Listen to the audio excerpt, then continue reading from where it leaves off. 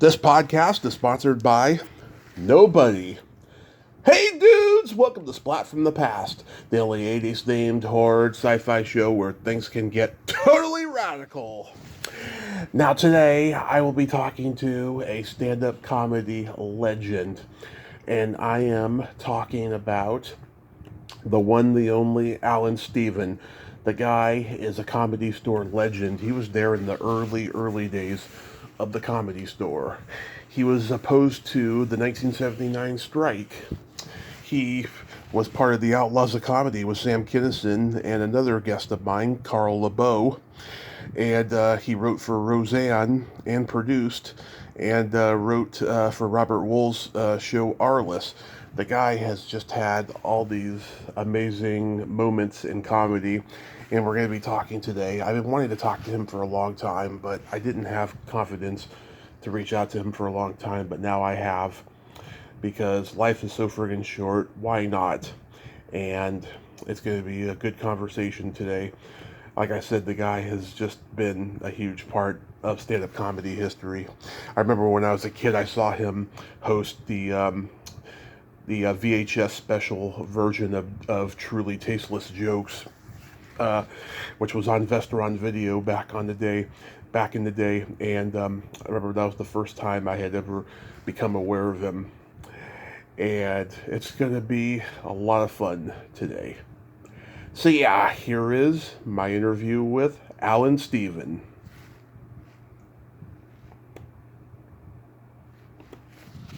Hey Allan, welcome to the show. How are you today, sir? Pretty good. How are you? I am just fantastic. This is such a great honor. Thank you so much for taking the time today. You're welcome. What's going on? Nothing too much. So, going back in time, I know that you were a kid actor doing commercials growing up. Were your parents in the business? Well, kid actor's debatable. No, my mom was a model, and I did it with her a little bit around 9 or 10. Started to try the commercials. And I did a couple, and then I went up some movie roles, the closest being for Walt Disney. And I was supposed to meet him. He was flying to New York. And when I went in, and they said his right-hand person is there. Mm-hmm. He was 13, and he had to sing and dance and play an instrument. And the woman just kept crying. And when I went out, I said to my mother, I made her cry. She said, "Oh, Allan, get the elevator. Disney's dead." Yeah. Had cancer and kept it under wraps. Do you remember what the movie was? One and only original family band with Walter Brennan, and I think, what's his name? The guy married to Goldie Hawn was in it, and she might have been just like a background dancer. Kurt Russell. Yes, even though I don't think they met at that age. Yeah. So, did you know early on that you were funny? No, I was a sarcastic wise guy. I didn't try to be funny. It just was. No, I wasn't a class clown. I was just a class wise guy. Mm-hmm. Yeah. Were your parents funny? My dad was extremely funny. Mm-hmm. So you probably just, patterned after him. Well, actually, it wasn't sarcasm. He was just a fun guy. Mm-hmm. Every party I had as a kid, he'd put on my mother's wig and come down with a guitar. You could take your watch by it. And, he was that kind of guy. Right.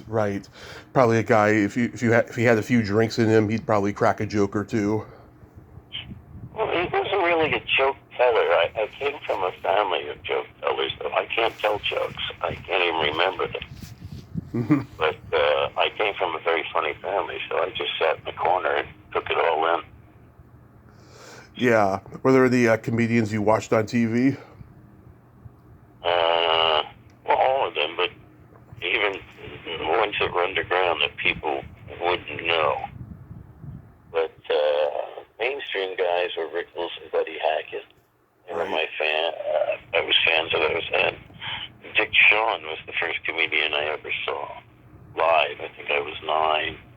Right. And he said, my parents who were very young, he had said that he had cursed. And he saw my face and he apologized. And he complimented my parents on being so open-minded. And 30-some years later, I was on stage cursing, and I looked up, and there's two young kids, and the manager said, I thought it was going to get ugly, and afterwards he said, that was brilliant when you complimented them. I said, well, that came from Dick Shawn when I was 9, so it sat in the back of my head all that time. Were you into like Milton Berle, Jackie Gleason? Well, Milton, I actually, when I started to produce TV shows, used him. Jackie Gleason I liked, but I was more into edgier. Don Rickles was very physical. Rickles was very edgy. He's the only guy who has a gold album. I think he only did one album. And you literally are laughing your butt off, and you can't see one thing he's talking about. Yeah. So after high school, you moved to LA. Did you go out there to further your acting career? Actually, I moved to New York first. Okay. And, auditioned for plays and other nonsense. And then I went home and I was booking bands in like Hyatt houses in Hilton, sure. Up front for the mob. And then at some point I decided I wanted to come to California to pursue the acting. You guy went on a rooftop at a party named Mitchell Walters. Yep. And eventually he took me to the Comedy Store where he was a regular. Weren't you selling jokes to Jimmy Walker at first? Well, I was at the store by then. Mm-hmm. And the first joke they ever sold was to Jimmy Walker. He was, when I get to the store, Freddie Prinze dies about 6 months in. And Jimmy is the big star of the store. Right. And he had done a few Tonight shows that were okay. And I asked him about, if he wanted to try this joke, and it got applause. And I think this is a version of this in Jimmy's book, but he had hired everybody to write for him, or manage him. Manage them, which was Jay Leno, David Letterman, Elaine Boozler. Mm-hmm. He had a company called Ebony Management, and a lot of guys wrote for him, and he paid them. Right. So he sent me something, and I believe it was, here's what Jimmy won't do. Jimmy won't say dynamite. He won't say the N-word. It went on and on and on. And I wrote at the bottom, well, get back to me when Jimmy wants to be funny. And we never had a conversation about that. I guess about 5-6 years ago, he released his book, and Mitchell called me up and said, you ought to read it. And there, it's his version of, he goes, what kind of guy turns down a job? Oh, man, that's hilarious. So what year did you get there to the Comedy Store? 75. So it had been open maybe 2.5 years. Right. Who was there when you got there? Well, the big star was Freddie Prinze, Jimmy Walker, and then anybody you can think of in comedy was there. They just weren't famous yet. A nightly lineup before fame would be Elaine Boozler, Jay Leno, David Letterman, Dreesen, Yep. Marsha Warfield, on and on and on. And the stars that would drop in were like Rodney, Billy Crystal, Steve Martin. Robin Williams wasn't famous yet. He came a few years later. Yeah. Paul Mooney. Oh, Paul Mooney. God, I love Paul Mooney. I love Paul Mooney. I hired him a few times. Yeah, he was great. Sure I did. Is Billy Braver there? Oh, little Billy. He used to collect great toys. Yeah. And around then was doing the Dean Martin show, where he'd come out in overalls carrying a lunch pail. Right. What a sweet guy. Yeah, he was there. Marvin Braverman. I mean, anybody you can think of. Danny Mora. Oh, sure. I talked to him. Nice guy. Yeah, very nice guy. Steve Bluestein. Steve Bluestein, Steve Bluestone. Steve Bluestone was the guy. He was a writer, and his big claim to fame was National Lampoon's Cover, which was the biggest cover in their history, which was Ed Bluestone. Life Magazine or I'll Shoot the Dog. Yeah, that's a classic. That's Ed Bluestone. Yeah, yeah. Michael Keaton, he did stand up in those days. The only good bit he had was the Bazooka Joe bubblegum rapper. Well, he had stuff, but he was Michael Douglas then. Right. He didn't become Keaton until he started acting, because it was already a Michael Douglas, so they made him change his name, so they took Buster Keaton's last name. Right. Ed Begley Jr. Another really great, nice man. Yeah. Ed Begley Jr., he did a little stand-up. I don't recall him really being there, except to pop in and, it wasn't his world. Right. Yeah, him and Michael Richards had been a comedy team very briefly, like late 60s, early 70s, and then Richards got drafted, and then Begley did a solo act for a little while. Very short term, very short term. Yeah. Andy Kaufman, probably saw him around. The first time he did his alter ego, I opened the show for him. Mm-hmm. And he's a sweet, sweet man. And when I was done, I went over and knocked on the dressing room door to see when he wanted to come out. And that door flew open, and it's the other guy. I forget what he called him. Tony Clifton? Yes. And Tony Clifton berated me. He said, before you bring me out, make sure they put out their cigarettes. It was a different time. And about 3 or 4 times went, Mr. Clifton would like you to extinguish your cigarettes before he takes the stage. And he was okay to introduce me. And as I go to introduce him, he lights a cigarette. Yeah. Walked out and they hated him immediately. I mean, it was such a brilliant stand. I know, Bob Zamuda still does Tony Clifton. Periodically. At one point, I did him just to confuse the world. Yeah. So Andy Kaufman could go places and he'd be seen elsewhere. Yeah. Well, you and Binder were like the 2 youngest guys there, right? Well, there's Binder and maybe, what's his name? Eventually, give me a second, Byron Allen. But Binder, I think, was about 17 or 18, called himself Kid Comedy. I was about 22. Mm-hmm. So almost everybody there was around my age, or a tad older. The main room probably wasn't the main room yet. It was still LeBeau's when you got there. The original room was half its size. Her office was at the bottom of the stairs with just a desk with cigarettes and candy. And the main room was a Mexican disco run by Art LeBeau.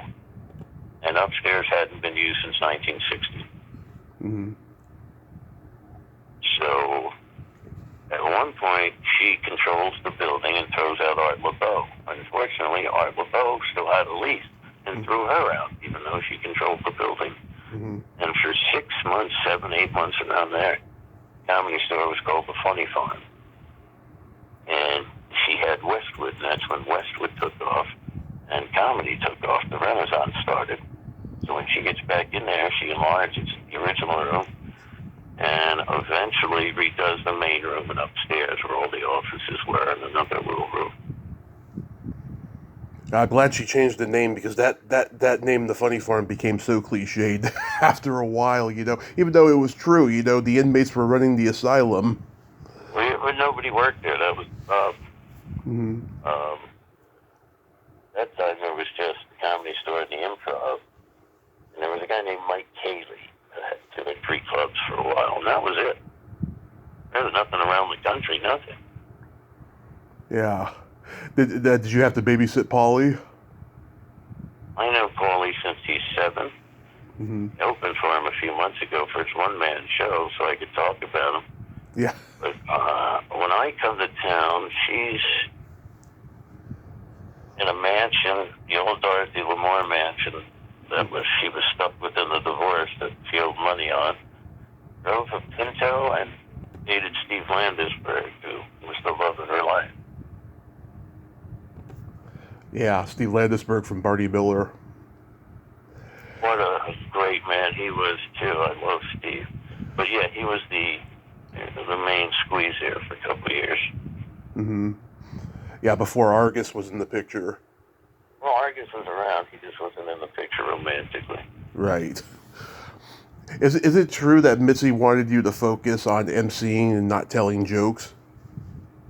Well, I'm the worst joke teller. And one night she said, she just liked me. One night she said, I'm going to get rid of the other MCs and you can do it all night. But if you tell a joke, I'm throwing you out of here. That's how bad the joke teller I was. Yeah. And from there, I developed what I do now, basically, which is just improv with the audience. And I make it look like it's all made up, but there's a lot of material. Yeah, I mean, emceeing and doing crowd work, I mean, it's its own skill besides doing, prepared material. That's what I found. Well, the other thing was, yeah, a lot of people were intimidated by the bigger acts or the celebrities. I was not. Mm-hmm. And you learned a lot of tricks. Like, in the old days, there'd be so many stars, and, starting at 12 at night would be, the leftover comics, and they wouldn't want to go on because they didn't want to follow anybody. And Mitzi would go get Allan. And I'd come out, if I had to follow, like Pryor or Mooney, I'd take the stage, and before they could leave the room, I'd go, Richard, you still here? He'd go, yeah. And I go, didn't I tell you to bring the car around? And he'd fall to the floor, and then the audience would go, I guess this guy's funny, too. Yeah. I talked to a lot of people who were in the improv groups back then, and they told me they used to go into the Comedy Store to do sketches, and then Mitzi would talk certain members into trying stand-up, and pretty much none of them succeeded, except for maybe Vic Dunlop, who was in Natural Gas. Well, actually, there was a few. Dave Tyree was Natural Gas with Vic Dunlop. Oh, really? Uh-huh. I didn't know that. And Taylor Negron was in an improv group. Oh, yeah. Lucy Webb. I know Lucy. Ryan Bradley. All these guys are crossovers. Wow, I didn't realize that. I didn't know Dave Tyree was in improv. To me, he's one of the great comedians no one knows, I love Dave. Dave I hired also, and he's in an episode of Roseanne I did where he's brilliant. Yeah. Just brilliant. And he brought a lot of the material to that character himself. He had that Red Fox voice, I mean, that kind of Red Fox edge to him. Yeah, he was, that was it. Natural Gas was definitely Dave Tyree. Wow. Yeah. In all the years... We all have a starting point, you know what I mean? Mm-hmm. Yeah. Well, Steve Bluestein, who I mentioned before, I mean, he was in the Groundlings for a little bit. Yeah. Yes. In all the years that you've been going in, have you ever had any ghost encounters?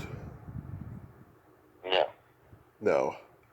No, and I know people have. And listen, I've knocked down rooms there. I helped build the place, and I saw none of that. But it doesn't mean it's not there. It just means maybe they're more susceptible to it. Yeah, the first time I went in there, I felt the supernatural presence of the place, and I wasn't scared or anything like that, but I was like, yeah, this is a place with a lot of history, and there's ghosts around. There is. Well, I don't know, if you're feeling that or the intensity of the building itself. It was Ciro's. I don't know if you know anything about Ciro's. It was a mob club, right? Well, in and out. But that stage... Sammy Davis Jr., Jerry Lewis, Frank Sinatra, Nat King Cole. In those days, the Strip was all nightclubs. Mm-hmm. And one of the biggest was Ciro's. Oh, yeah, the Byrds played there in the 60s. What was in the 60s? The Byrds. David Crosby. Oh, my God. Well, first off, other than the nightclubs, you have... At the time, a DJ that's still around, Rodney Bingham. Rodney Bingenheimer. And his place was right below the Chateau Marmont to the right. Mm-hmm. I think it might be a little club now. And I think there was Pandora's Box, the Whiskey, the Roxy, a place called Gazzari's, which they knocked down. When I come here, and I'm catching the tail end of it. Mm-hmm. But the strip was loaded with rockers with hair down to their ankles. Right. The hair bands were about to start. And, Yeah. it was something. It was really something. The I comedy. remember I put out a sandwich sign, a tiny sandwich sign in front of the Comedy Store, and we used to get a ticket all the time from West Hollywood. Now you drive down there and there's giant trons, all sorts of crazy. Yeah, the comedy store in Westwood. Distracting. The comedy store in Westwood had been Ledbetter's. Yeah, and I think it's been an Italian restaurant ever since. Yeah. She left it. But that was just beer and wine. And if you know where it's located in the middle of the block, the line went all the way up about 3.5, 4 blocks. Mm-hmm. Where there used to be a Mayfair market. I think it's a Bristol farm or something. Yeah. And you would make a left and we'd go down another 2 blocks. And we'd be open till 4 in the morning. Stop serving at 2 and nobody would get out. And comedy got so hot, there was never an empty seat. And then when she went back in the Sunset, the same thing. Comedy just became hot. And every celebrity you could think of was in there. It was the place to be. Right. You know, there was no clubs around the country yet. And the Improv was kind of competition, but not the business she did. Yeah, it was kind of like did pretty good. It was kind of like the Disneyland of comedy. Everyone came out there to see it. It was. There was a time when somebody could say it's the number 1 place in the world. Mm-hmm. You know, now they all claim it. Yeah.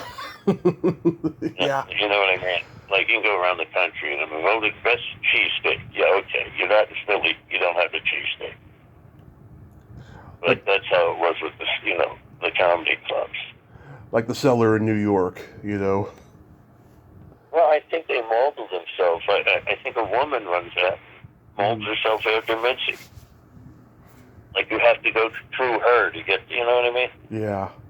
But when you were with the original, like originally when clubs opened up, most of them all wanted to manage you. They could barely manage their club. You know, they're in Screwville somewhere, and they want to manage you. And some comics did that. I remember Carrot Top went with the guys that had the Comedy Zone. Mm-hmm. And I know they got him on the Tonight Show eventually, but that's what was wrong with when comedy started opening across the country. And then, of course, the town would do great, and then they'd open 2 or 3 more, and they couldn't sustain all that. Yeah. And that's what happened to the road. But now there's a resurgence going on with comedy clubs. Absolutely. It's the big thing now. And, of course, there's the censorship, but that's a whole other conversation. Well, you know, I am still performing. Mm-hmm. And there is nothing I changed.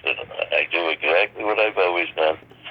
And can you curse on here? Absolutely. Well, here's my new opening line, and none of my jokes sound funny. It's the way I do them. Uh-huh. But I come out and say, like here in Vegas, I went on the other night, and I said I was fairly well known in this town in the late 80s, early 90s. So if some of you don't know who your father is, which gets a laugh, I go, I'll meet you after the show. I go, I guess what I'm trying to say is I might have been the guy that fucked your mother. And I open with. That's good. That's good. That's my opener. So I have never had, I think maybe 6 years ago, might have been at a place here in Vegas and said something, and the woman said, well, I don't find that funny. I go, well, that wasn't for you then, was it? Yeah. I'll move on. I don't know who these people are. Listen, I'm from the school of if you can't handle a heckler or you can't handle what's going on, you shouldn't be there. Yeah. Because nightclubs are all about drunks. Mm-hmm. People are coming to get drunk to see a show. So if you offend them, and sometimes you're only offending them because they're drunk. Right. But, with what I do, I don't have that problem. I know at the height of Trump's fame, there was a family to my right, and I said, clearly they were Republicans, and the one boy was a lawyer, and the other one was a doctor, and I said, well, there must be a third son at home, Yeah. I'm sure there's not somewhere granted a fucking note. Yeah. And the guy goes, well, he's a lawyer, too, his brother, and I go, oh. And the other brother goes, yeah, he's a lawyer for Trump. And I go, like I said, there's always one. Yeah. And they take it. It's all in how you deliver it. It's not funny. It's offensive. It's that simple. Yeah, it's not what you say, it's how you say it. Exactly. Like, I have certain jokes I turn on myself on purpose so they know. Like last night, I had a guy whose his haircut was what an Asian ninja would wear. It was very little bit on the top of the tiny little tail. A lot of tattoos. I just stopped my show and I said, what the fuck are you going for?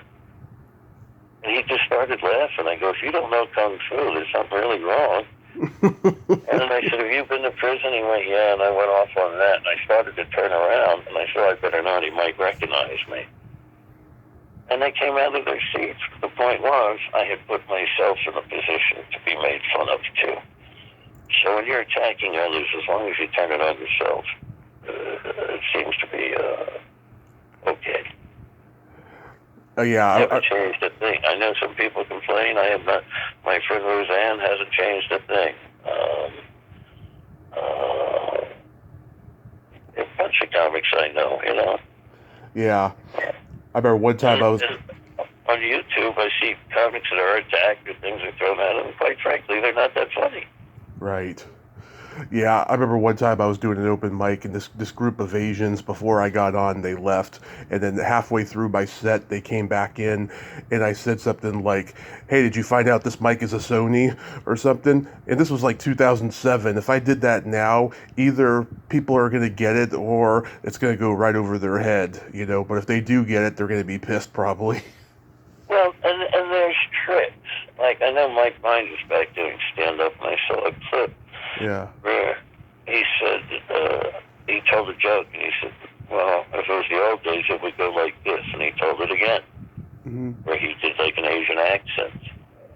Last night I went on stage, and at some point I pulled an old raggedy paper from my pocket and said, hey, I found this 35 years ago. Let's see what works. Mm-hmm. So, again, if it's not funny, it's offensive. That's how I feel. And a lot of people, first off, comedy wasn't what it was. Right. When I started and there was a strike, I'll be big here and say there might have been 5,000 comics in the country. Mm-hmm. Well, now there might be 1 million. Yeah. Not everybody's going to be funny.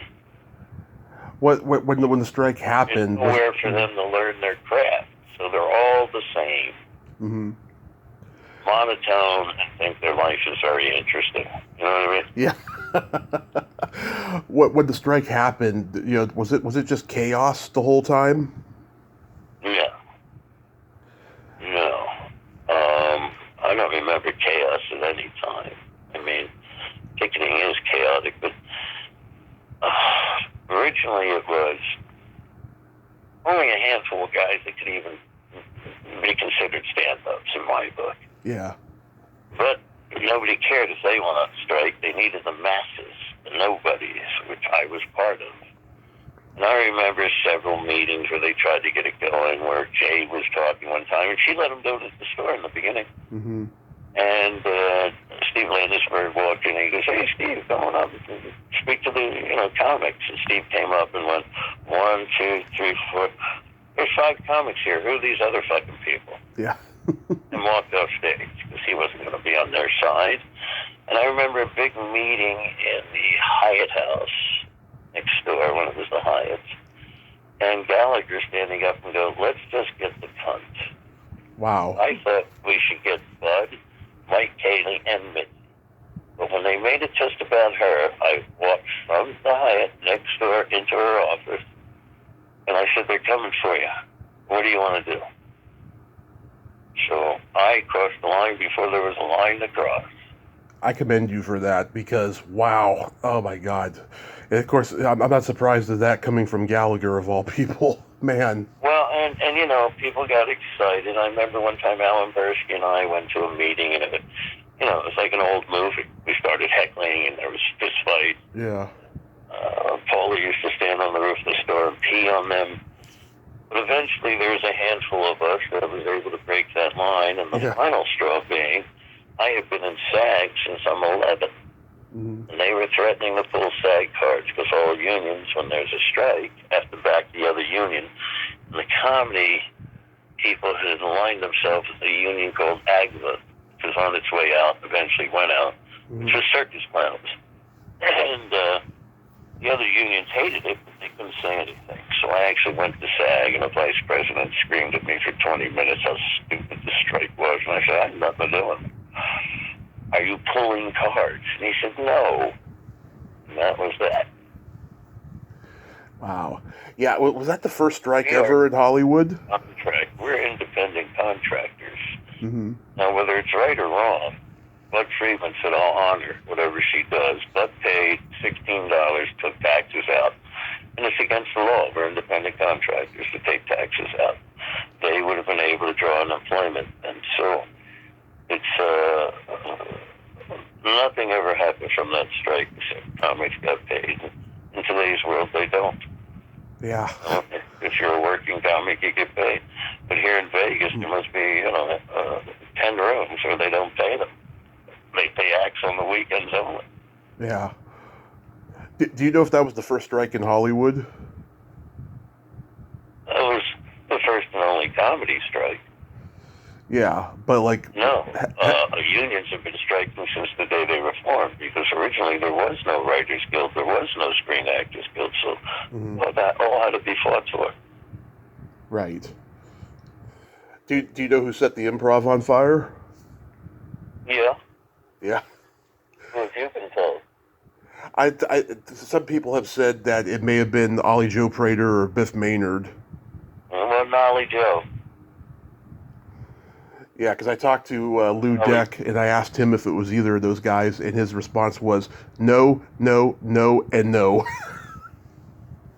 Well, I'm not so sure Biff didn't have a hand in it. Yeah. But Ollie, no. Yeah. No.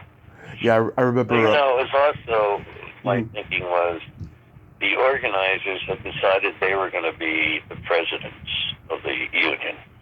Mm-hmm. And a couple of them I didn't find funny, and I didn't think they'd fairly judge other comics.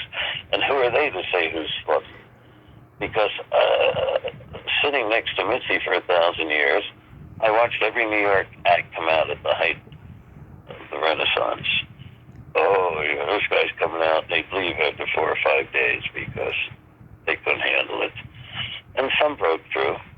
I remember Andrew Dice Clay was an impressionist. I remember sitting with her and watching him. Jerry Lewis and Travolta, that was his act at first. Well, first he came out as the Nutty Professor. Mm-hmm. Then I think at some point it was Al Pacino. Robert De He's Niro. out of order from whatever movie, The Justice for All. Stallone. And then Travolta better than Travolta. It was the most, it still is, if he feels like doing it. Listen, he's still out there touring and has never been funnier. Yeah. He was always funny. It was a question, and when I say funny, he's crazy funny on stage. It's a different kind of funny. Mm-hmm. But I don't know if you follow him, but he's on the streets in New York, and you can't tell he's filming it. Yeah. He's so good at it. He's been doing it for 40 years, filming stuff. And he just walks up to strangers with weird sunglasses on and goes, "Do you know where the parade is?" Yeah. And it's I cry. I laugh at it so hard. And he's genuinely a sweetheart. I know Eric Roberts a little bit. He told me he loves Dice's impression of him. Yeah. Dice. Yeah. Undeserved reputation. Like Howard Stern. Howard Stern, people are afraid of. Yeah. Maybe the sweetest guy on the planet. Yeah. An act, it's an extension of themselves. It's not who they are. Yeah, it's the price you pay for having that kind of a persona, I think all of them have, sadly. Well, I have it on a certain level where people think I'm that guy on stage. And it's an extension of me. But for the most part, I don't like big crowds. I don't like people that much. Yeah. Yeah. But I love entertaining them. I remember I worked at a club. When I was done, they said, "Where did you go?" In between shows, as the people leave, you talk to them.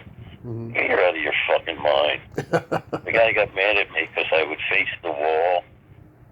And eventually, and then it takes so much time because everybody has a telephone.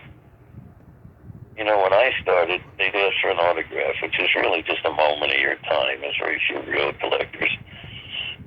But now you have to pose for these pictures, so everybody's a photographer, and it takes forever. Yeah. When I'm done, I go straight to my room till the next show. Yeah, some people they do that. They need to be alone before and after the show sometimes. Well, also, I don't like when you stand with the other comics and they go, "Well, you were funny," and then they say the next guy, "Oh, I'm not." You know what I mean? Yeah. It's nonsense. Were you close to Steve Lubekin? For some reason, I flash on cleaning out his apartment. Mm-hmm. To answer your question, no, but maybe I went with other people, and I do remember a shoebox full of letters expressing he was a troubled man that was going to take his life one way or the other. Yeah. He just found a reason in his mind. And I might have been there the day he jumped. I know Mitchell was. And the other side made a dummy of him and broke into her office and said, "You killed him." That's nonsense. Yeah. What happened is, he was picketing out front. She looked out the window and said, "Well, fuck him. He's in La Jolla tonight." Mm-hmm. He canceled his gig. And, a lot of people believed back then that she controlled your career. Mm-hmm. Well, that was your first mistake. Like Jay Leno once said something very brilliant, that I guess they had Mike cut out the documentary. They cut a lot. I think I was like half of one of those episodes, and they made him cut it down because they didn't recognize my name. But Leno once said the key to the store is getting out, not staying there. It's where you go to learn and get the hell out. And he was right. Mm-hmm. Yeah, I know that Richard Lewis guide them. I mean, right or wrong. Yeah. He tried to guide. There's nobody now. Yeah, Richard Lewis has long-lasting PTSD from that experience. I heard he's not doing so good. Well, Richard has Parkinson's, I want to say. Yeah. I saw him in 2015 live. He's not the same Richard Lewis he was back then, but he was still pretty damn funny. Well, even back then, it was, you had to be into his rhythm, which made it look like he was unsure of everything. Mm-hmm. That was his thing, unsure and insecure. And, I liked Richard. I hope he does all right. Yeah. When But that's the hard part. I'm losing all my friends. Yeah. The original Outlaws of comedy that toured the country, I'm the only one left. Yeah. Oh my God. Yeah, I had Carl on here 5 years ago, and he was really happy. I was asking him more about his acting roles than the outlaw history, even though we did talk a little bit about it and stuff. I came out here to do a show with Carl, and I had cancer, and then he got it. I sat with him while he died. It was not fun. Yeah. It's never fun. I think Mitchell's gone. He got me into comedy. Sam's long gone. Yeah. um, Charlie Hill, Oh, Paul Mooney. I mean, I could go on and on. And it's just, it gets difficult. It gets difficult because these guys are really funny. You know, I sit with some young guys now, and if there's 10 of them, I go, oh, one might have a shot. In my day, everybody had a shot. yeah. Like when you saw Sam on stage for the first time, were you like, this guy's going to be huge? No. First time he came out was 2 years earlier than when he Yeah. became a regular at the store. And it was nothing. It was just a lot of bravado. But the one time when I really saw him, before I really knew him, I took him aside and said, you seem to have no fear, which puts you ahead. And he said, dude, I used to have to heal them. This is nothing. And I went, oh, I get it. He was a preacher. That's why he had no fear of being up there. So it was easy for him in that sense. Mm-hmm. Did you know Bill Hicks? A little bit. Bill Hicks is a smart man. Yeah. Smart man. How insane was the Crest Hill house parties? It depends on who was living there at the time. Mm-hmm. In the beginning, it was just fun because there was just pot. Mm-hmm. You know, there was no cocaine had not been introduced yet. But come the Sam days, Sam made it like his personal house, and he never lived there. And there was a lot of partying, a lot of porno chicks, a lot of rockers. Yeah. I've talked to Christy Canyon and Ginger Lynn. They told me how much they love Sam. One of them used to think I was Mel Gibson. I can see When I that. was younger, I looked like Mel Gibson. In fact, I did a movie, late 70s, and I'm listed as uncredited Mel Gibson. Really? What was the movie? Yeah. So when I realized that a few years back, I called SAG and I said, listen, it's going to sound weird. But when I was younger, I looked like Mel Gibson. He's not getting my checks, is he? And she said, well, let me look. And I said, well, you look, Mel Gibson now looks like me. And she broke up laughing. I have a big white beard. Mel Gibson now looks like me. Yeah, do you remember the movie? The movie was I Never Promised You a Rose Garden. Oh, yes. Kathy Quinlan. Yeah. I think it's Dennis Quaid's first role. Ron Howard's brothers in it. Yeah. Oh, man. That's hilarious. Were you at Crest Hill the night that Sam pissed on Marin's bed? No, I missed that night. I'm highly aware of it, though, because Mark Maron, I think at the time, might have been a heroin addict. Cocaine. I think it was heroin. But Pretty sure it was coke. he couldn't take it. He left and disappeared for a few years and came back as the Mark Maron everybody knows now. Yeah. I know. If it wasn't for him, I wouldn't be podcasting. I love what he does. You know, he highly influenced me. And well, I admire his descent into hell and his rise to where he is. You got to admire that no matter what. yeah, I mean, God. But to deal with the guy peeing on the bed, the guy was an idiot. Sam kept some guitars there, and he asked, I think, Maron to keep him locked up, and he found out the guy was playing his guitar. But, you know, Sam was an idiot. Yeah. Sam was a bully and a predator. Mm-hmm. So. Is it true you played drums on Wild Thing? Well, when we toured, I was the drummer. Mm-hmm. What happened is we used to rent a rental space and jam.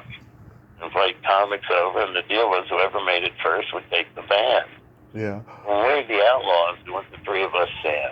And you're playing these towns, you know, 6 months later, what's different? So we go, the three of us, a break, Sam. Sam would then play piano at the end, and we joined him. And then it became the three of us, a break, Sam, a break, the band. And Billy Idol was hanging with this, and I remember we were at a strip club, Mm-hmm. And all of the girls are dancing for Billy, and Sam looks at me and goes, I think we need a song. Yeah. And Leslie West from Mountain suggested Wild Thing. Yeah. But on the record itself is Tommy Lee. Mm-hmm. Yeah, they were all in the videos, the Aerosmith guys and Bon Jovi. Well, And... here's how that works. Yeah. The main director, Marty Colner, had it set up where it had a religious undertone, and Sam didn't want that. And Sam, of course, never realized people work ahead of time to get things prepared. That never occurred to him. So he was managed by somebody who managed mostly rockers, and they made calls. There happened to be a boxing ring there, and we redid everything. And that's why you really don't see me, because I was doing most of the work behind the scenes. Like, there's a scene where 3 of the girls are dancing to a Robert Palmer, the way he had 3 girls in the dresses. Addicted to Love, yeah. Yes, and they couldn't get it right. And I whispered to Marty, it's funnier if they fuck it up. Yeah. No, it was that kind of thing. And then at some point somebody had to keep an eye on Jessica, because they would have raped her, that group. Yeah. Really got out of hand. But as far as timing goes, it could have been better. She brings down a church, she becomes Wild Thing. And it had all the rockers and Rodney and Bon Jovi in the beginning. You know, he pulled in all his favors.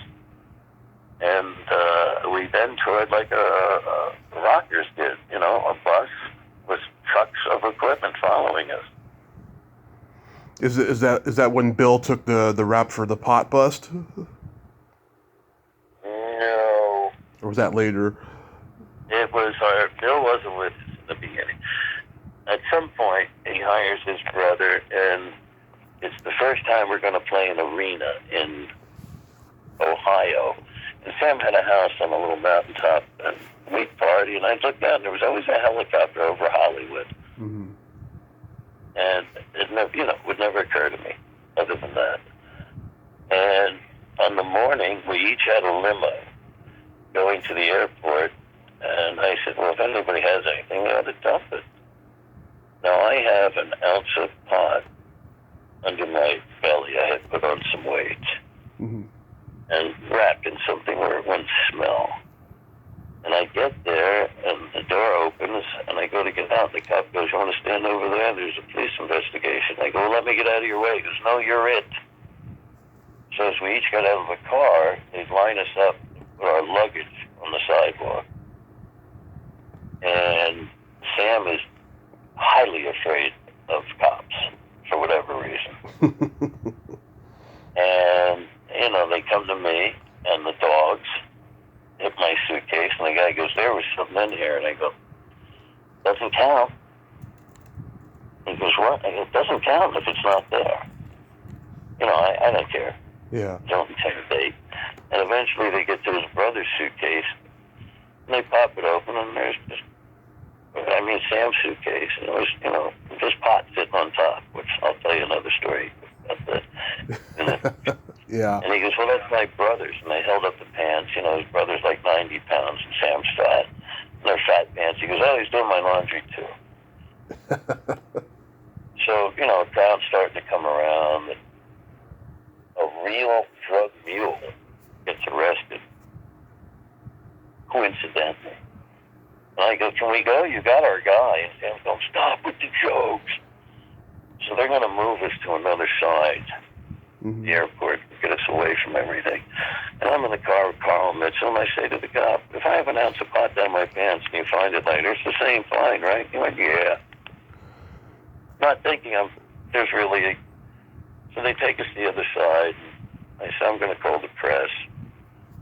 Clearly you made a mistake. And it was 3 law divisions, I think, Malibu Police, West Hollywood Sheriffs, and maybe DEA. Somebody had dropped a dime. Said we were moving kilos of cocaine. Long story short, they let us go. We missed the flight.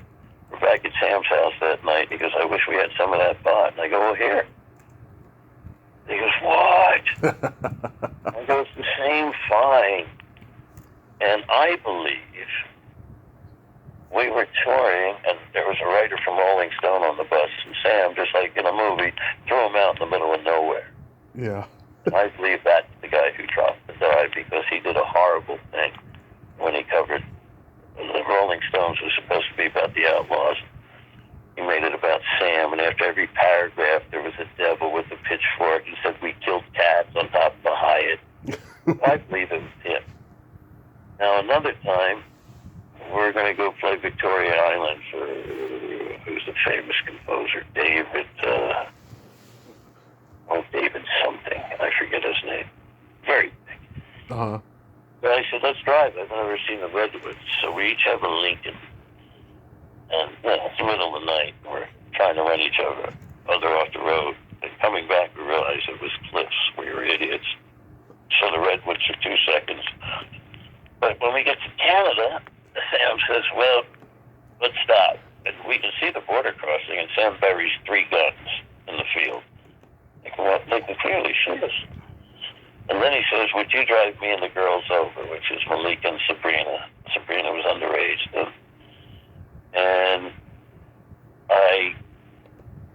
every car is waved on except me.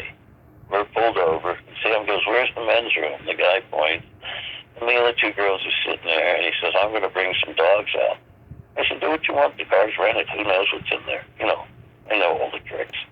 Mm-hmm. And he pops open the trunk, and he goes, it's not even in a suitcase. Again, a bag of pods at Sam's. Wow. And he goes, well, you're going to be detained. You can't come into the country. And with that, we look up, and it's kind of dark. Sam has run into Canada. By foot, he's just running. Mm-hmm. So we get detained, and they're not going to let us in the country. And I keep going, looking out the window. He goes, what are you looking for? I go, the fat guy. It's his bod. And I say to the girls, just let me talk. So he comes in, and he says, well, we're not letting you in the country. And I go, well, here's what's wrong with that. And this is really going to rub you the wrong way, but we're pseudo-celebrities here for David. God, what's his name? He's a great composer. He does this thing every year, Victoria Island, to benefit. They went, oh, really? I went, yeah. So he comes back, he goes, well, we're going to weigh the pot. But in the meantime, the Lincoln's going to cost you $500. So Malika opens her wallet and pulls out, I don't know, must be 4 inches thick. Yeah. Of bills. The guy goes, what is going on? She just peels off a few hundred. And, I just made the guy laugh. Eventually, he said, all right, the pot's under an ounce. You can go into the country. And as we're leaving, I'm being paged. And I said to him, I have no relatives that live on this border. Where is the nearest payphone? He said, about 2 miles in. And I go, well, there's the fat guy. Go get him. And by then, they had had enough of me. And I pulled up, Sam got in the car, and I'm furious. Yeah. So I said to the girls, there goes your guy. You know what he's about. He's going to just desert you. I had had enough of Sam by then. He got in the car. I knew you could handle it, and I smacked him right in the mouth. And I remember I didn't even play softball with the David whatever thing, and I stayed in my room until it was time to leave. I was so furious. Yeah, I would be too. Wow. Now, coming back, I get in the car with Carl and Christy. Mm. Every car is flagged but me. I got to pull over again. And I go, what the fuck? And they were detaining us because there was no female to search Christy, and she had the weed. So after about an hour, I said, Carl, just follow my lead. And I went out and real loud, I went, you either get a woman here now or you let us go. This is considered kidnapping at this point. Just get the fuck out of here. Yeah. Left. But Sam was so afraid of police. That gig we finally did in Ohio, I carried a gun. Mm-hmm. And I had some pot and some jewelry in a little bag. And he said, here, hold my blow. I put it in there. And we each had an off-duty cop on our door. So when I went to go on, I said to the cop, hang on to this shit. Go to the show, Sam says, where's my blow? And I called the cop into the dressing room. He gives me the bag and he leaves, and Sam goes, "Are you out of your mind?" He goes, "Sam, you have to know the law. If he looks in there, it's an illegal search and seizure. It's the safest place in the building." Mm-hmm. But I always made him nervous when I would do that. You know, I like cops. I used to do the police Olympics. They're just people. Mm-hmm. But Sam was afraid of jail like you can't believe. Wow. I think he wound up buying his brother an antique T-Bird. His brother, I believe the story is, from that pot charge, had to take a drug course. Mm-hmm. The first day, the guy says, "And what were you on?" He says, "Well, you know, I'm only here because," and he tells the story. So the guy goes, "Would you like to repeat this class?" So he had to go, "Fine, I'm all coked up." So, Shit. but Sam left a lot of damage behind. You know, he was. Oh yeah. I heard he owed Alan Bursky money at the time of his death. Well, I don't know if he owed Alan Bursky money. I never heard that. Yeah. I know I stopped him from beating the shit out of Alan Bursky one time. Really? Yeah, he thought Bursky robbed his place. Took a guitar, and I said, "Listen." And I listed everything I thought Bursky was. It was all negative. I go, "But he's not somebody," because I know Alan. Mm-hmm. He's the sweetest man in the world, but I'll never let you know it. And I said, "So you're wrong about Alan." You know, he just backed off of him. But I don't know who Sam owed money to, mostly the government. Yeah. Because he spent what he made. He lived like Sammy Davis. He made $25,000. He owed 30. You know what I mean? Yeah. He's been described as like a homeless guy with money. Well, you have to understand, if he made $100,000 a night, there was 4 outlaws. Mm-hmm. Girls that traveled with us, the roadie, the band. So his $100,000, when all said and done after taxes, might have been $25,000. But to him, it was $100,000. I remember we did a thing at the Felt Forum in Madison Square Garden where we gave the money, not only made that night, but he gave $200,000 we gave Lenny Bruce's mother. And Sam didn't realize somebody had to pay the taxes on that. You mentioned earlier about Dick Shawn. You were in his movie Goodbye Cruel World. Oh, actually, there's a guy named Allan Spencer who wound up creating Splat. Funny guy, very funny guy. Yes, well, he had bought that movie. It was already complete. And he said, did I want to host it? He's just going to cut sketches into it and try to get it released. And I said, sure, nobody will ever see it. Mm-hmm. And a few years later, I'm in Denver, and I get a call from Charlie Hill. I'm watching you in the stupidest movie. And I went, you know, everybody says that guy looks like me. And I would deny it. And it was, one time, written up as the worst movie ever made. Yeah. So I never met Dick Shawn that way. Because that movie was already shot. We just spliced crap into it.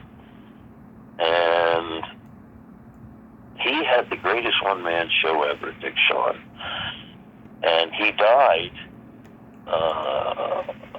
working on bringing it back. He was on stage when he died. Mm.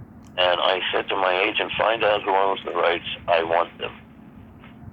And he sends me out to a place, and the last name's Travolta. And I get there, and it turns out Dick Shawn's daughter is married to Joey Travolta. And I had a lovely meeting with them, and when we left, his son came out and was hugging me and crying, saying, no one has recognized my father in all this time. It was only about a year or two. Mm-hmm. And he gave me the work tapes. So I have them somewhere. Wow. Yeah, you better cherish those. Yeah, I first became aware of you when I was in junior high. I used to rent this tape over and over again, Truly Tasteless Jokes. Oh my God. You know, that's I never knew anybody that thought that is the first time comics were put on video that way. Uh-huh. And was going through something. Whenever I go through something, I change my hair. And it was Lucy read. Mm-hmm. And I had an audition for that. And afterwards, the guy says to the cover booth lady, and I'm standing right there, where's the guy with the red hair? And I don't even look up. Mm-hmm. And the next day I went, oh, he's looking for me. And I called him, and that's how I got that. But I enjoyed doing that. That was done from Igby's nightclub. Yep. And I think it had Denny Johnston, Arli. I'm not sure if Charlie was on it. No, it was the legendary Wid, Marsha Warfield, John Fox, Ollie Joe Prater, Larry Reeb, and Denny Johnston. I've interviewed both those guys. And Dice was doing this reoccurring sketch where he's in the dressing room telling all these lame jokes. Oh my God! And they get locked in. I forgot all about that. Oh my God! You're the first person I ever met that saw it. Well, it's funny. I forgot about that for a long time, and thank God for YouTube because I saw it again, and I was like, "Oh shit, I forgot all about this." And I watched it a lot when I was a kid. I didn't even know it's on YouTube. Oh yeah. Oh, funny. Oh, how funny. Yeah, I enjoyed that. Yeah, and then you had audience members tell jokes. There was this one lady in the audience that told a joke. Why do Polacks bury their dead with their asses in the air so they have a place to park their bicycles? I just remember. Oh, Denny was such a goofy guy. I've talked to him. He's a nice guy. In the heyday, Denny, you couldn't do it now. He'd put on a pink army helmet, have a pink gun. Mm-hmm. And he would do the gay guy in the service, Mm-hmm. You're thinking gays couldn't be in. But the best thing he did is turn out all the lights at the end of his act. Yeah. Crumble paper into the mic so it sounded like a fire. And he would do John Wayne, Kirk Douglas, and I forget who else sitting around the campfire. And in the dark, it sounded just like them. It was a great bit. He's still around. Larry Reeb's still performing. Yep, I've talked to Larry. He lost his wife not too long ago, but I've had him on. He's a funny guy. Yeah. So, how did you transition into writing for TV with Roseanne and Arli's? Well, a numerologist told me I'd be a writer. I said, nah, I can't even spell, and I'm dyslexic. Mm-hmm. And I would write jokes periodically for other people, but never really thought about it. And after the Outlaws, I left them. And I had nothing. And I hadn't even been at the store for years. And I started all over, and people said, would you write for me? And I go, $50 a joke ain't gonna cut it. I said, I'm like an attorney. I take $1,000 retainer, and people paid it. Mm-hmm. And they started to go, wow, I'm a writer. And then I had been with Robert Wall for a long time. And we went and did Bob Costas was being made Man of the Year by B'nai B'rith. I wrote Robert's stuff like I always did. Mm-hmm. And it made the St. Louis social columns, the newspapers. And Bob Costas afterwards said I had the 5 top Jews write my stuff. He said, I just have Allan. Well, he had Belzer, Richard Lewis, whoever he thought was a Jew he called. And on the way back, Robert told me he had 5 episodes written by writers at HBO for a show called Arliss, and HBO hated every show. Mm. And I pitched him an idea, and if you know Robert, his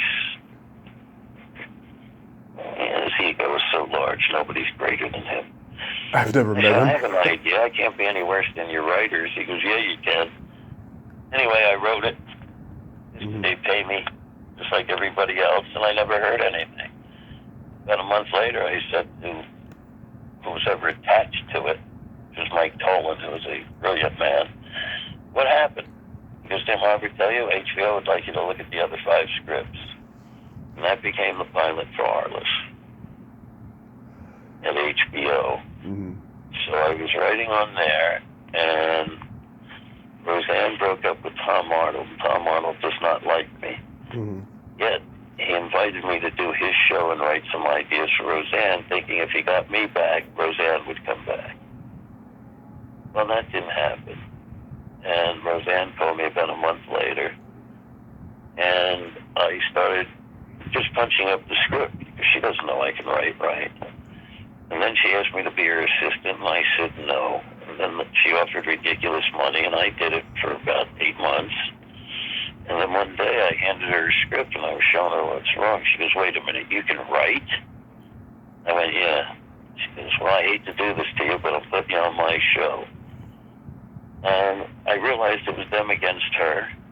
And I'm not a personality that's a follower. Mm-hmm. And eventually I was running that show. And that's how I became a writer. What was Lois and Carrie still writing on Roseanne? Who? Lois Bromfield and Carrie Snow? Well, Carrie Snow got hired when I did nothing. Okay. Lois Bromfield had been there. I love Lois. I think I'm in her book. Yeah, Carrie Snow is just dead weight. I love... But there was about 20, there was about 20 comics. Yeah. And when I got there, they played basketball outside and were only allowed to punch up jokes. As soon as I had any kind of control, I put them into the room, because they're the hungry ones with the ideas. I didn't care about the college writers. They bored me. And from there, I just started doing pilots and other shows. And I'm in development right now over at Disney, the cartoon. So.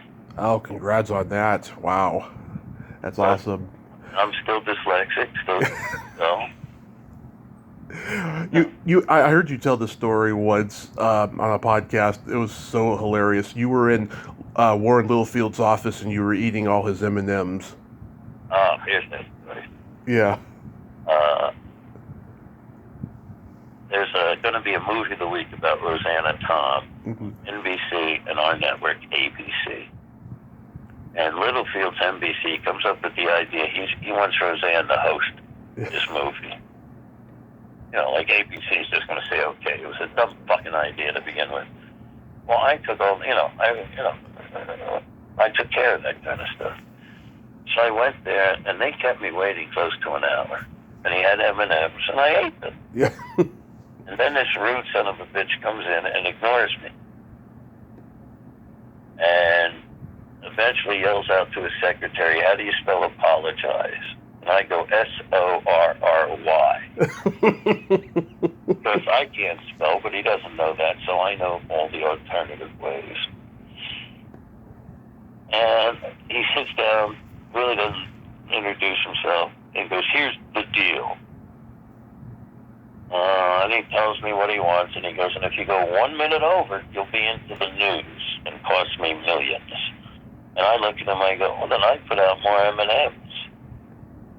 He stares at me and goes, what's your fucking problem? I go, I want more M&Ms. And he goes, all I can tell you is our movie of the week will beat your movie of the week, or I'll eat crow. Like, so of course Roseanne never did that. ABC's movie did better. Jay Leno calls up one day, and Leno and I have a history from the strike. Mm-hmm. He immediately recognizes my voice and goes, never mind. I go, what's the matter, Jay? He goes, well, you'll never let me have it. I go, Jay, you really don't know me. Take a shot. Well, I have the Tonight Show, and I can't get any big stars, and I'm wondering if Roseanne would do it. I go, I'll call you back. So I call him back. I go, she'll do it, but we want to do a little sketch. He goes, Alan, please don't get me fired. In that little sketch, I dressed up DJ from her show, the one that played the son, in a bozo red wig and a suit. And he's interviewing Roseanne, Jay, and he goes, I understand the president of our network's here to say something to you.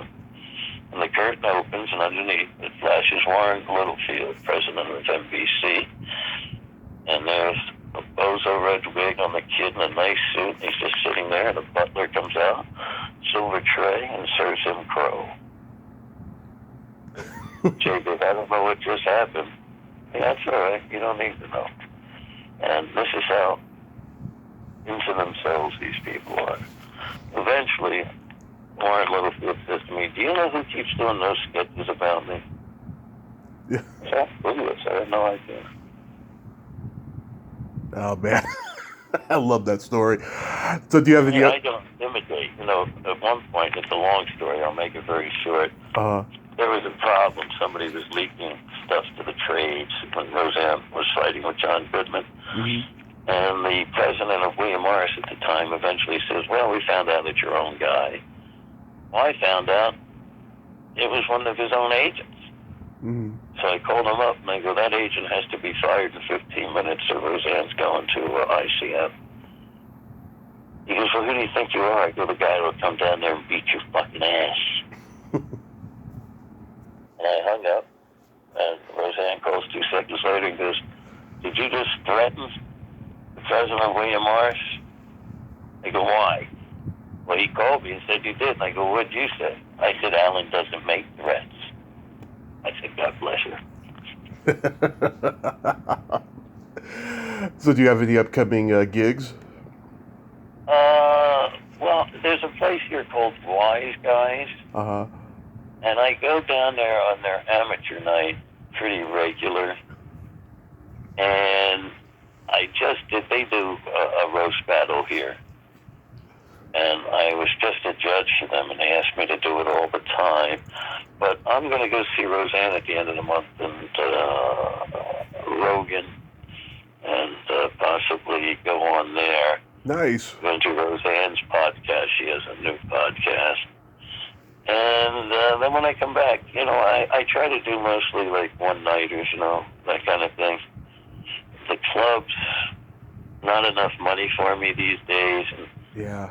Quite frankly, I'm not the personality that wants to deal with them. Right.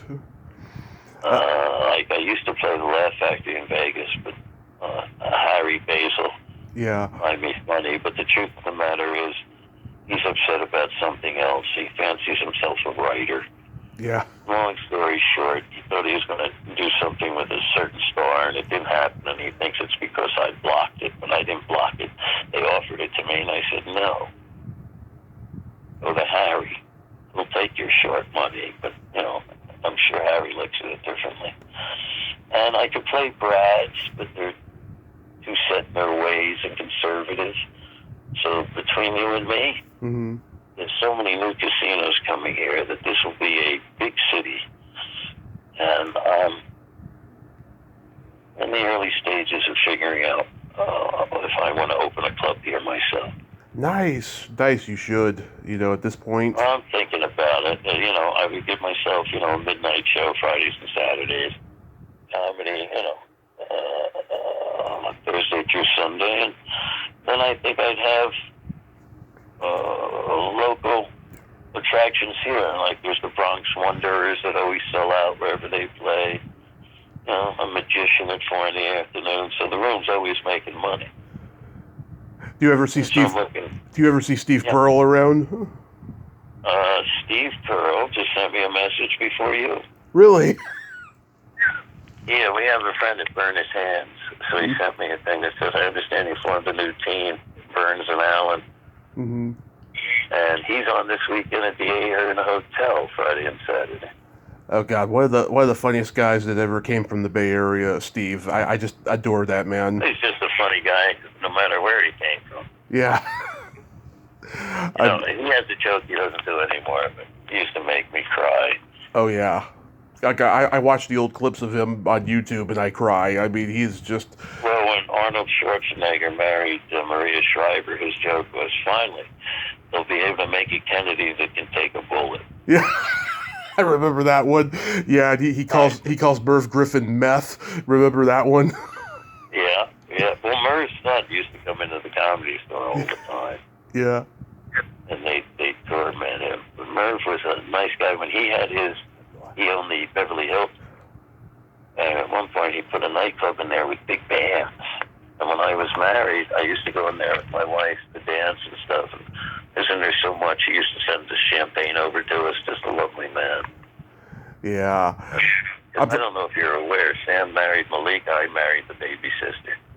Oh, I didn't realize that. That's cool. Yeah, Sabrina is still very close with. She lives here in Vegas, and she's my ex-wife. Also, I went to the same high school as Merv Griffin. Not the same time, but many years after him. But that is so cool, yeah, about the club, and I hope you go on Rogan because you got so many great stories, and I know he'll just eat them up. Well, I know Dice was on there a few weeks ago and gave me a nice plug. Yeah, I saw that episode. Man, he got emotional. Man, he got really emotional. Well, he's just a nice guy, and when you're misunderstood by the world, this happened to Roseanne as well, it's very frustrating because no matter what you do, oh, well, you were thrown off of Saturday Night Live. No, he wasn't. No. You know what I mean? And Ford Fairlane, at the height of his career, they didn't promote because all of a sudden, you want to talk woke, he got it before it even existed. Yeah. And he's not that guy. He's just a sweet man. And I remember I took Roseanne to do Stern, and her hands were shaking in the limo. Mm-hmm. And I went, "What's the matter, honey?" She goes, "My people told me not to listen to you, that you're taking me right into hell." And when it was over, she goes, "He's the nicest man." The first time I did his show, I'm in the green room. Mm-hmm. Comes in, "You want breakfast, a bagel, anything else? Thank you for being here." I turn on the radio, and he goes, "There's some loser hanger-on here at Kinison's. I got 2 minutes for him." When they go to a commercial, he goes, "You'll do the whole show, right?" I go, "Sure." And then after that, he had me on all the time, and he used to sell out my shows when I did Rascals in North Jersey. Just a lovely man. Yeah. But if people will swear he's that guy, like they do with Dice, Dice is just a sweet guy. I don't know how else to put it. Yeah, no, I could totally see it. By the way, how's your health? I have beaten it 4 times. I'm in real good shape. Oh, that is so good to hear, Alan. I am so happy. And it was touch and go, but, that's life. Absolutely. Alan, I thank you so much for coming on today and sharing all these great stories. And well, thank you. I hope it worked for you. It sure did, and I hope you have a great summer. Be safe out there, and I'll keep an eye out for anything you got going on. All right, and I can't believe I met somebody that watched Truly Tasteless Jokes. I did. All right, take good care of yourself. You too, sir. Have a great day. Bye-bye. You too. Bye-bye. Well, there you have it. Allan Stephan. Ain't he a cool dude? Oh, my God. I feel great that he actually met me, who's seen Truly Tasteless Jokes. Oh, that is so awesome. That's so awesome when you hear a first time for anything. That is just, I can't even describe it. Yeah, I hope he goes on Joe Rogan. Like I said, great stories there. Well, until next time, this is Tommy Throwback Kovac saying, there's no shame in living in the past because the present sucks. Later, dudes.